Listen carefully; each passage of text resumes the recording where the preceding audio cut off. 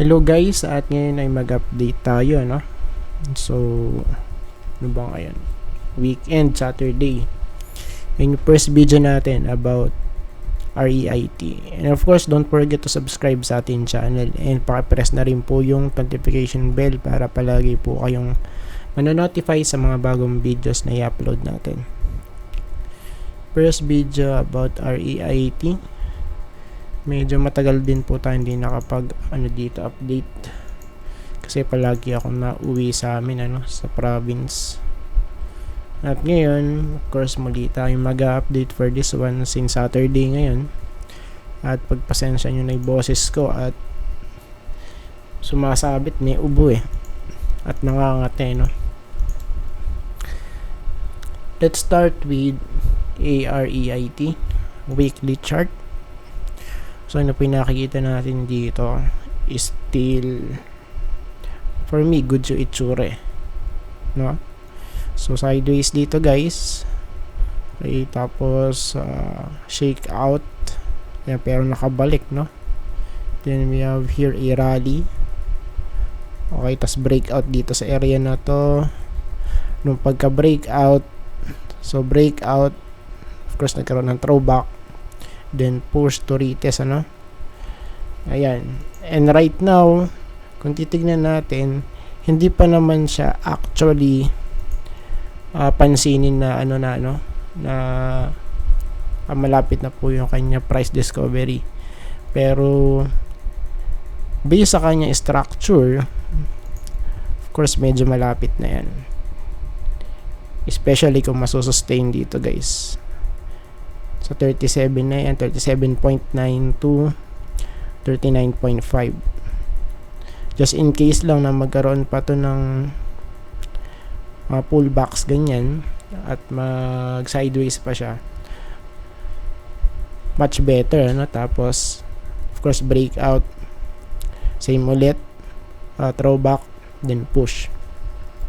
Okay, so yun po yung tinitingnan natin for AREIT. Ayan.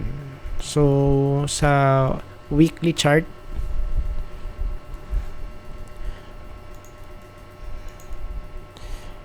just in case lang, na malaglag nga ulit dito. Of course, opportunity ulit yan for AREIT to load up. Ayan. Your bags, no? At goods to. AREIT. And the structure niya sirit.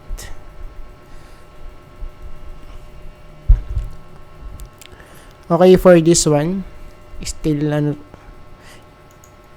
kicking pa rin to, up since 2022. So although medyo gradual dito, guys, pagpasok nung March 2023.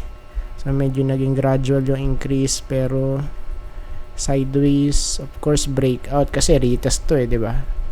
Retest, push, okay, tas hindi na nag-throwback. Ang nangyari is, ay, sa may trend line na. Nag-build siya ng trend line dito, then push ulit. So, trend line ulit, push, okay, then pull back slight, push ulit, and right now, medyo ulit siya na sideways. So, from here, 1.97, tapos hanggang dito, 3.06, not bad. Okay, so ilan yan? 55%. Of course, not bad dyan yung kanyang increase sa price.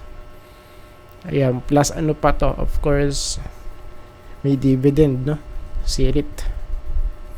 Ayan, sa natin sa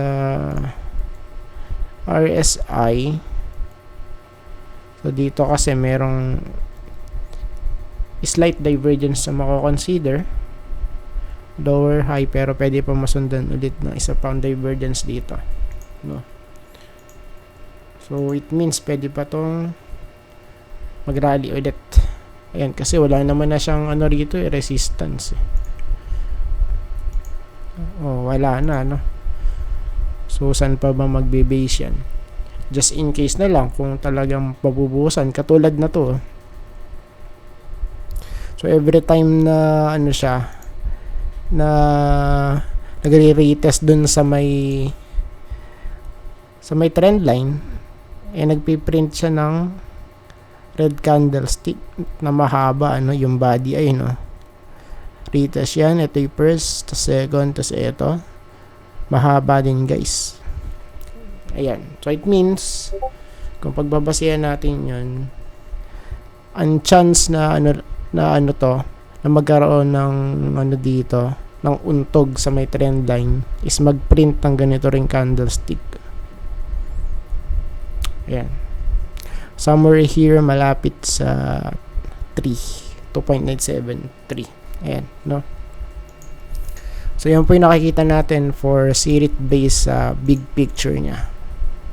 Next po natin is Sirit. Pirit. For Pirit,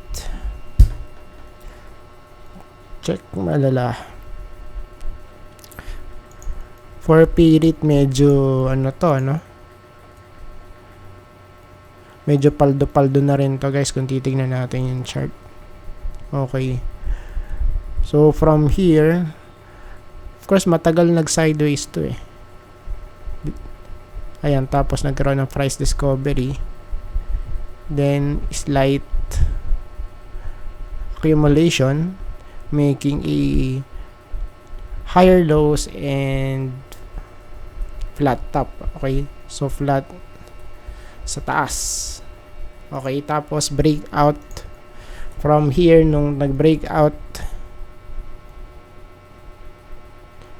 nag-spike almost 15-16%, no? And now medyo namumula yung candlestick. Nag-close, guys, overbought. Tingnan natin kung may divergence.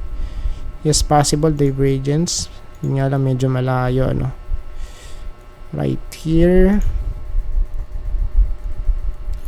Okay, lower high. Okay, tas dito higher high. So for me, medyo ingat lang sa part na to.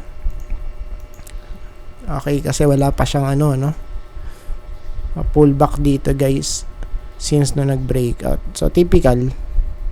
Ayan, no? Ayan. So dito, guys, pwede itong masundan pa ng mga ilang red candlestick, guys. Kaya medyo ano lang tayo dito. Medyo ingat lang tayo for PREIT, ano. Next po natin, MREIT.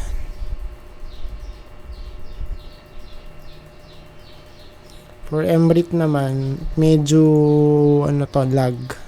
Yan, pero kung titingnan natin, gumaganda na yung chart since no nag-breakout, no? Ayan. So, meron tayong triangle dito. Okay. Retest. Rejected. So, bounce ulit. Rejected. Tapos, nag-hold sa may support. Breakout. Okay. Tapos, retest. Then, medyo nag-retrace ng konti. Pero, pinush ulit. Ayan, this week, no? So, for me, ang magandang setup dito is kung mag-breakout, okay, tapos mag-throwback. Ayan. And once na mag-hold, so yun na. No? So, pataas na yan. Medyo maganda na yung kanya itsura eh. Ayan, no? Oops, okay. So, mukhang double bottom dito sa area na to eh. No area na to, no? Ayan. So, ito po yung nakikita natin for MREIT. So, overall, kung titignan natin, medyo established na yung ano niya, yung bottom, no? Ayan. And mas masosolidify pa yon pag nag-breakout dun sa may resistance. Ayan, 13.9 yung close dyan. So 14 somewhere here, malapit sa 14.15 pataas. So, breakout next natin RCR. Sa weekly chart, so ito parang kaparehas lang nung nauna, pero sa baba flat siya. So medyo flat guys, kasi medyo rito di nag-hold at medyo nalaglag, pero naka-recover naman ulit. Okay, tas balik ulit, then higher high, higher lows, breakout, then throwback, push. Ayan. So kung pagbabasihan natin yung itsura, medyo established na din guys kung ibabalance natin yung mismong structure niya.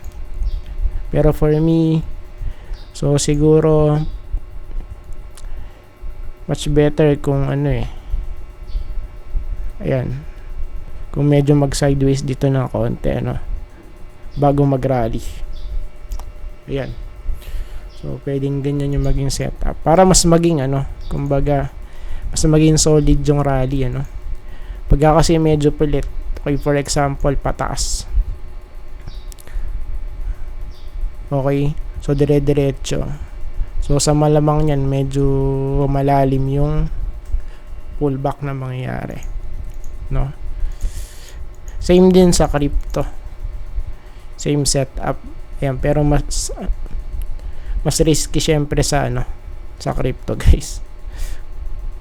Ayan, RCR, so dun kasi Andy dip kahit mag negative 99 pa yan hindi siya ma-halt, diba? RCR, last but not the least, DDMPR. Medyo walang pumapansin dito, pero ito guys yung gusto kong isama for now sa mga previous videos natin. Ito na yung kasama guys. Ayan, so mag-extend tayo ng konti. Okay, so imagine for this one guys, mag-extend tayo dyan, wala pang sign of relief dito, still bearish for me. Retest, wala if ever man na mag-retest, kung wala namang breakout, para saan pa kaya for me, mas better kung medyo muna siya, ma-establish muna yung bottom. So based dito kasi medyo alanganin pa to at pwede pa tumalaglag of course, just in case na mag-rally. So for example retest, okay, tapos rejected, then breakout, okay, tapos slight pullback, then push, okay, then pagka anong nangyari guys is medyo nag pullback ulit at nag-retest, tapos nag-breakout. Ayun ang magandang structure. So sa ngayon wala po sa atin yung favor na to for me personally. Ayun pabagsak yung kanyang trend. Lower highs and lower lows. Of course, isa lang yung ni-indicate niyan, bearish. Of course, pa downtrend. Ayan. So, I think tapos na po tayo guys. At maraming salamat po sa panonood. See you po sa next video. Bye-bye and God bless.